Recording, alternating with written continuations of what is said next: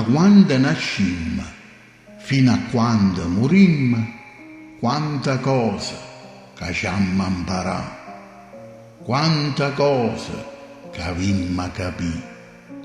Non sa che cose e capimmo a stento, e tanta cosa e capimmo col tempo. Un'esti cose che ci mettimmo più tempo, sicuramente è a gioventù. Quando si giovane si sbarazzina, non ci pensi, ed è giusto così. Stai in salute, bellezza e virtù, e giustamente ti può divertire. Se ti guarda e ti specchia, pure se non ti trucca, ti vede bella, fresca e pimpante, perché quello che conta, o veramente, è quello che sì e chi sì in quell'istante.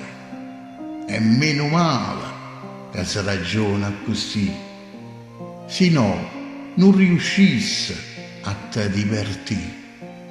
Ma il tempo passa e te fa fessa, e piano piano vede la gioventù che fornisce.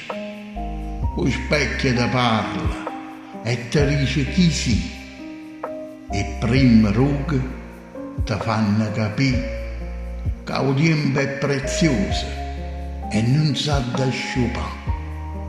Si coccherona ti a parlare, parla sempre e spesso la gioventù, e quel tempo bello che non tornano più, perché quando si giovane nessuno ci pensa a quella ricchezza che tiene annanzi, e allora vai avanti con nostalgia, che ricorda bella a diventata poesia.